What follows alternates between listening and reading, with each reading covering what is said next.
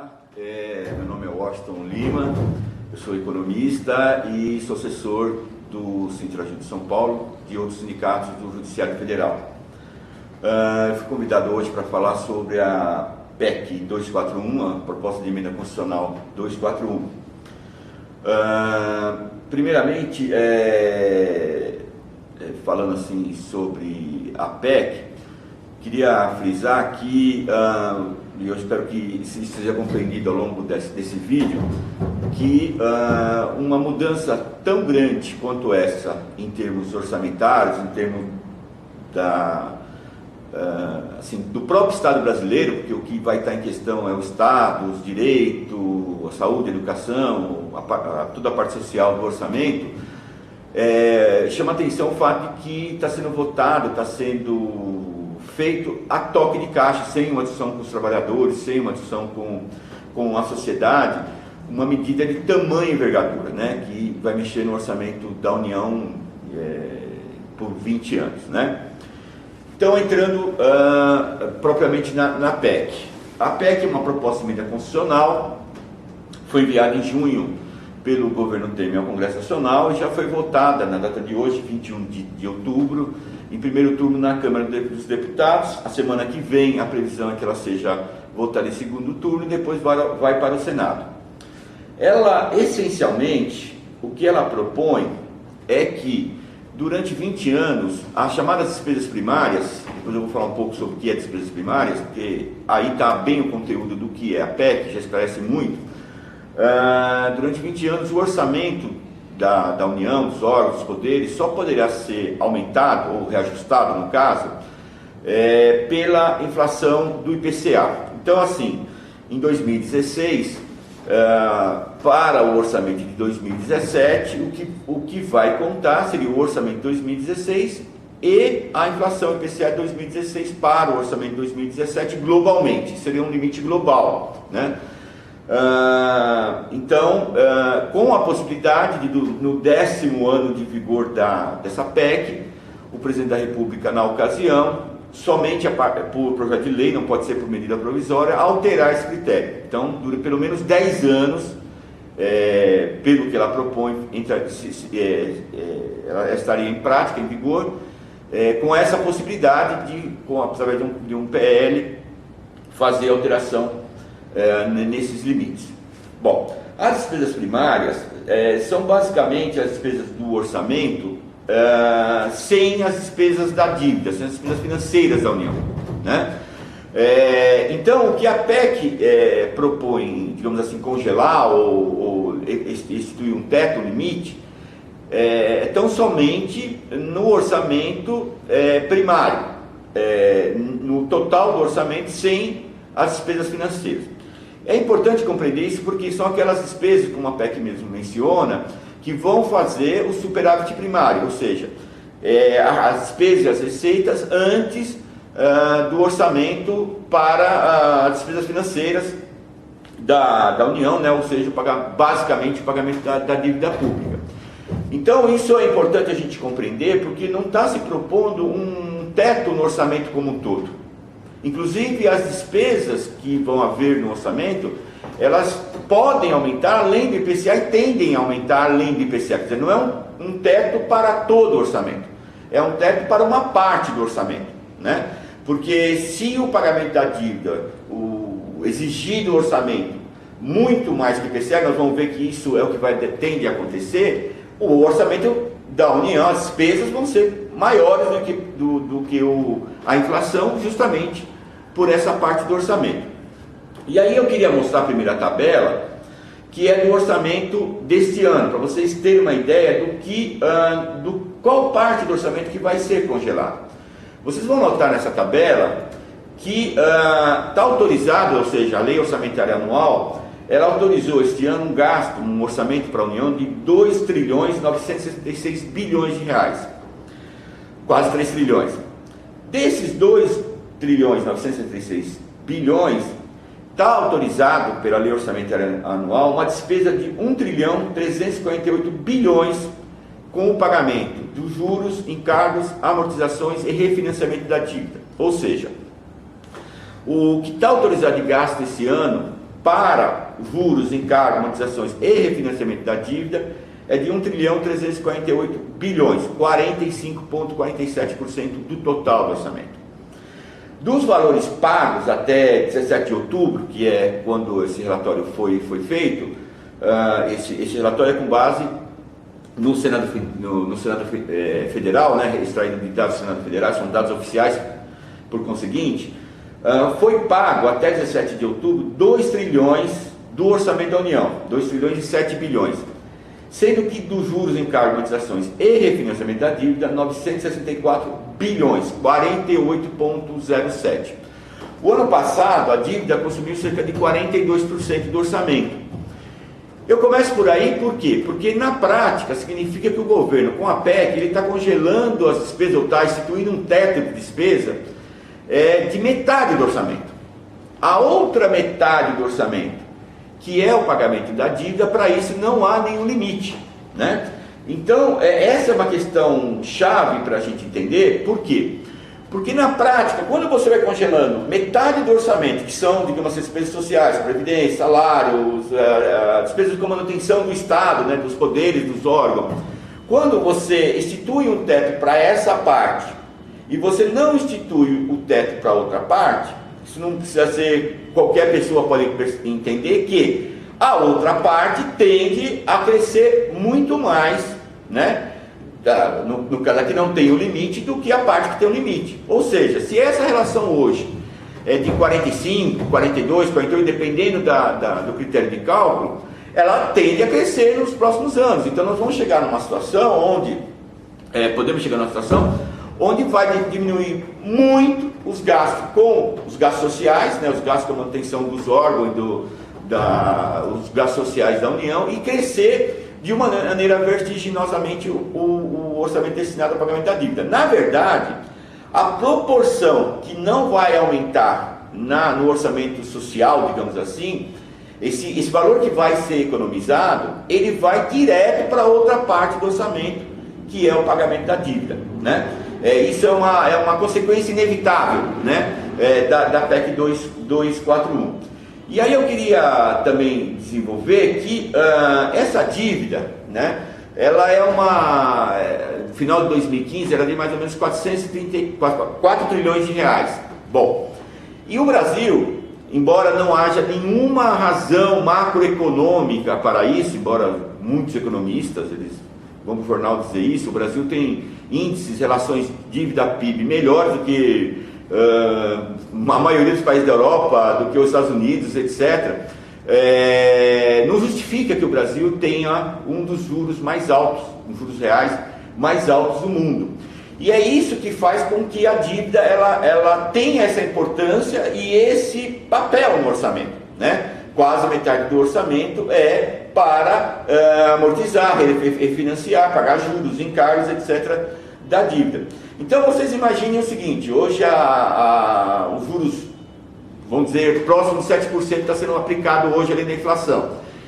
Significa que de 4 trilhões são 280 bilhões além da inflação, que vai ter que sair todo ano do orçamento para pagar esses juros, né? Só para a gente ter uma dimensão, ele representa quase metade dos gastos, por exemplo, do que são gastos com a Previdência Social. Então, se há um descontrole nas contas públicas, como está se falando, ele não está descontrolado em termos do orçamento social, né? Ele está descontrolado em termos da dívida, né? Ela é que pressiona as contas do governo, né? Pela altíssima taxa de juros que o Brasil tem, pelo valor que, embora, como eu expliquei antes, a relação PIB-dívida ela é melhor do que em muitos países, mas não podemos subestimar. O valor da dívida é muito alto, 4 trilhões de reais é muito alto, né? Se você junta isso com esses juros também elevadíssimo, você tem uma situação bastante explosiva em termos de orçamento público. Então, na verdade, a PEC, até sob o ponto de vista do que se pretende, entre aspas, conter, não vai conter. Porque o orçamento ele tende a continuar crescendo da maneira como está crescendo, porque a grande pressão nele não é nos gastos sociais, a grande pressão nele é no pagamento da dívida, muito embora tenha crescido, né, nos últimos anos, esses gastos sociais, que foi em boa parte acompanhada pelo crescimento de receitas, né? Por exemplo, nós não podemos esquecer que a tabela de imposto de renda teve uma defasagem enorme durante o governo do FHC, e essa defasagem até hoje não foi corrigida, né? Então, houve um crescimento muito grande das receitas. Claro, ela não acompanhou totalmente as despesas, mas ela chegou muito próximo do que foi o aumento das despesas. Então, eu queria frisar primeiramente esse ponto. A segunda tabela que eu queria desenvolver, mostrar para vocês, eu fiz um cálculo baseado nos critérios da PEC. Se a PEC, a partir de 2001, fosse aplicada no orçamento da União, eu peguei algumas funções, algum grupo de despesas, as consequências, como é que estariam essas despesas hoje. Então, na saúde, em 2001, foi liquidado 23,6 bilhões de reais. O IPCA de 2001 a 2015 foi de 166,90. Então, o valor que deveria estar sendo pago pela regra da PEC em 2016, se ela tivesse em vigor desde 2001, seria de 63 bilhões de reais, ou seja, seria o aumento da inflação no período de 166,90. Só que o orçamento da saúde em 2016 é de 110,3 bilhões de reais, ou seja, há uma diferença entre o que seria a regra da PEC e o orçamento da saúde de 47,2 bilhões de reais. Significaria que teria que reduzir em 42,81% o orçamento da saúde em 2016, se a PEC estivesse em vigor desde 2001, né? É importante esse cálculo retroativo do meu ponto de vista, porque tem muita discussão, mas a PEC não é tão ruim, etc, etc. Não, ela é muito ruim, ela é uma medida muito drástica, muito cruel, principalmente para os trabalhadores e para a população mais pobre. Porque veja bem, se nesse cálculo retroativo mostra isso, não estou dizendo que isso vai acontecer daqui a 15 anos, pode ser uma situação um pouco melhor, pode ser uma situação igual e pode ser uma situação inclusive pior do que essa. Tudo vai depender, claro, de como as coisas vão se desenvolver. Mas a vislumbrar um quadro, nós sabemos que há uma perspectiva de semelhança com essa projeção em relação a esse período de 15 anos. Então, na prática, fazendo esse cálculo retroativo da PEC, nós teríamos uma redução de 42,81 em tudo que é gasto com a saúde. Então, seriam menos hospitais, na mesma proporção, menos médicos, menos enfermeiros, menos pronto-socorro e etc. Né? É isso que é o conteúdo dela. Agora, se já é ruim na saúde, na educação, vamos ver a situação. 11 bilhões liquidado em 2001, corrigindo pela inflação 31 bilhões em 2016, o orçamento que deveria ser pela regra da PEC em 2016, e o orçamento oficial da saúde, autorizado em 2016, é de 104,8 bilhões.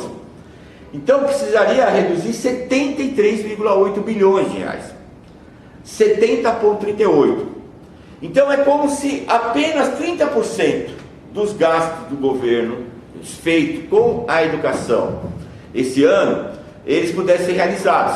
Então seria apenas 30% de universidade, apenas 30% de alunos, apenas 30% de professores e assim por diante, né? É lógico que supostamente isso não seria aplicado de uma vez. Isso aqui seria um resultado ao longo de 15 anos, né? Que nos colocaria hoje numa situação como essa. Por isso, inclusive, a reforma do ensino médio e outras reformas que o governo está propondo. Na Previdência Social, os gastos deveriam ser, pelo mesmo critério, de 287 bilhões.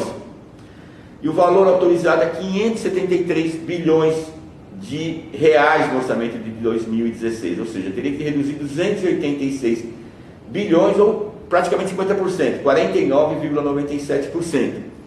Então, hoje, se a PEC tivesse em vigor, ou teria metade das pessoas que estão aposentadas em 2016, né, ou seria metade do valor do benefício, uma coisa ou outra nesse sentido. E daí a questão da reforma da Previdência. que eu costumo fazer que a PEC 241 é como se fosse um ariete, né, entrando num castelo, né, aquela madeira que bate no portão, né, e a partir do momento que ela passar, ela é inevitável as outras reformas, porque não tem como manter os gastos pelo IPCA, por exemplo, como o salário mínimo tem no aumento real, como houve nos últimos anos, porque isso vai afetar o resultado da Previdência, né? E logo vai afetar o limite da PEC, e logo não vai poder acontecer isso. Por isso que tem que ter uma regra. Por exemplo, a própria reforma da Previdência também ela é inevitável, né? Porque é como se fosse um monte de bárbaro entrando no castelo para tirar os nossos direitos, né? Uma figura que eu faço. Também vai ter que ter, porque também ninguém vai mais poder se aposentar, porque não tem como manter esses gastos só pela inflação, que a população vai envelhecendo, a população vai crescendo, etc, etc. Então, ela é a porta de entrada para uma série de reformas, uma série de perda de direito. Agora, também é interessante notar que essa PEC, ela na questão da dívida, como eu expliquei para vocês, né, já expliquei anteriormente, ela não mexe. Mas eu também fiz a conta, só por curiosidade, e eu acho que também ajuda a entender essa questão. A amortização da dívida, pelo mesmo critério, que está autorizada em 2016, a amortização e refinanciamento, 1 trilhão e 44 bilhões, deveria ser, se a PEC fosse também para os gastos financeiros, de 733 bilhões de reais. Ou seja, está se gastando, estaria acima de 311 bilhões de reais, 29,83, quase 30%. E quanto aos juros encargos da dívida, que está autorizado 304 bilhões no orçamento de 2016, deveria ser 140 bilhões, ou tem uma diferença de 163 bilhões, 53,64%. Então, essa proporção, que cresceu bastante, né, no caso do refinanciamento da dívida, e veja, se você somar 311 com 163, que seria mais do que o gasto da inflação no período, é muito mais do que o que estaria sendo gasto a mais com a saúde, educação e previdência dentro da regra da PEC. Isso aqui é para demonstrar claramente que em se aplicando a regra da PEC, o que vai acontecer é um aumento vertiginoso no orçamento para o pagamento da dívida e uma diminuição drástica nos gastos sociais. Então a proporção vai ser mais ou menos na mesma amplitude. Veja que a PEC ela não considera aumento de receita, ela não considera aumento do PIB, etc. É o gasto reajustado pela inflação, né? Então, se houver um crescimento de receita, como é que fica?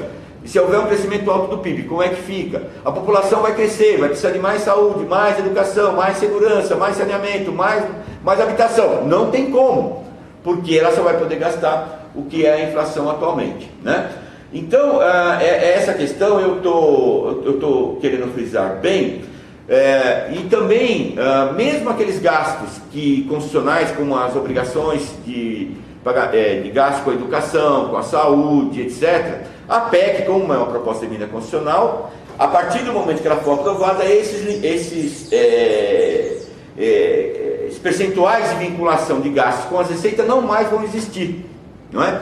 Então, de maneira que você vai ter uma situação congelada, e nós sabemos quanto necessitamos mais de educação, necessitamos mais de saúde, necessitamos mais de orçamento destinado a questões sociais, necessitamos mais de aumento do salário mínimo. O salário mínimo ainda, apesar dos aumentos reais que houve nos últimos anos, ele ainda é muito baixo. Então, de maneira geral, essa questão que eu estou querendo frisar. E também, como eu disse, uma série de reformas que estão também previstas, né? Já expliquei da reforma da Previdência, já falei da questão do salário mínimo, que embora a PEC diretamente não trate, mas vai ser uma consequência inevitável. Falei nesse quadro, por exemplo, tem a reforma trabalhista. E a reforma trabalhista é importante por quê? Porque nesse quadro, do ponto de vista da PEC, né? Porque vai retirar uma série de direitos, logo de alguma forma também isso vai interferir no orçamento da União. As terceirizações, né? Isso, vamos supor, um servidor se aposenta, a despesa dele vai continuar na despesa do órgão, né? Ou do poder que ele está.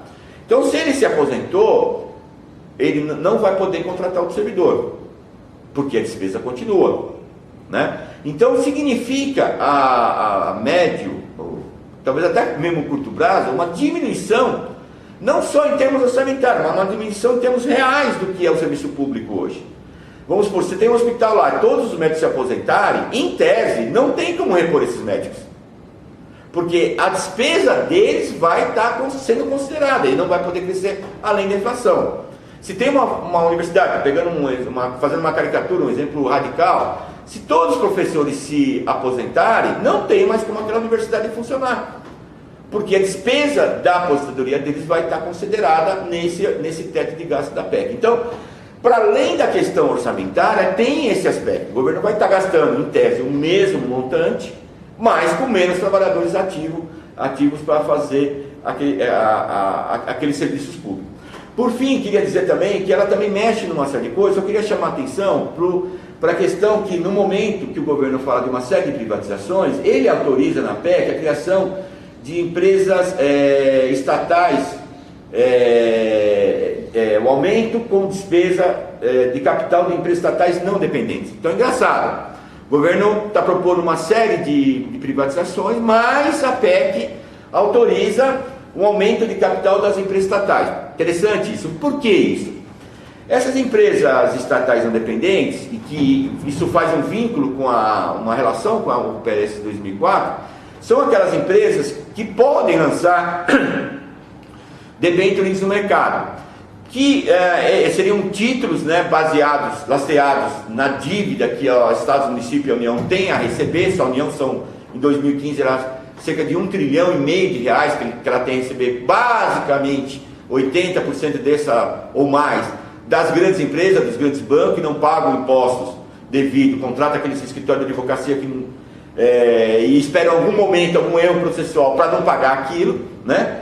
Ela cria um lastro entre essa dívida e essa empresa, que vai vender essa dívida do mercado, vai pagar juros altíssimos. Por exemplo, nós temos exemplo em Belo Horizonte, se não me engano o nome da empresa é PHS, que ela paga nesses títulos a inflação, o IPCA, mais 11%, né? Com uma série de benefícios. E foi esse tipo de transação que quebrou a Grécia, foi um dos principais elementos na Grécia. Por quê? Porque esse tipo de empresa ela não está subordinada a nenhum tipo de fiscalização oficial orçamentária. Então não entra no TCU, não entra na CGU e assim por diante. Então é uma coisa muito grave, é um novo elemento, digamos assim, um mecanismo muito pior do que o próprio mecanismo hoje de aumento da dívida que existe, porque você não vai ter, hoje ainda há um certo controle, embora os juros sejam altíssimos, né? Nesse tipo de mecanismo não. Então, são toda uma série de medidas que são feitas e que vão atacar severamente os direitos, né, históricos, as garantias históricas que existe hoje para a maioria dos trabalhadores, a maioria da sociedade brasileira, para favorecer um grupo muito pequeno de brasileiros, né, que são os bancos, os rentistas, né, que vão se favorecer de um aumento extraordinário do orçamento, da fatia do orçamento que é destinado ao pagamento da dívida, juros, encargos e amortizações da dívida nos próximos anos. Então a consequência imediata vai ser essa, uma diminuição bastante grande nos gastos sociais, no orçamento, e um aumento vertiginoso da parte do orçamento para o pagamento da dívida. Isso sem falar, eu queria só concluir colocando isso, sem falar que o Estado brasileiro, da maneira como nós conhecemos hoje, ele não vai existir mais, né? Não tem como existir mais, né? Ele vai sofrer uma transformação profunda nos próximos anos. A gente não dá nem para imaginar em que proporção vai chegar, porque isso vai significar uma diminuição do Estado de uma maneira altíssima, como eu já coloquei. Agradeço aí a atenção de vocês, muito obrigado, e vamos lutar para derrubar essa PEC.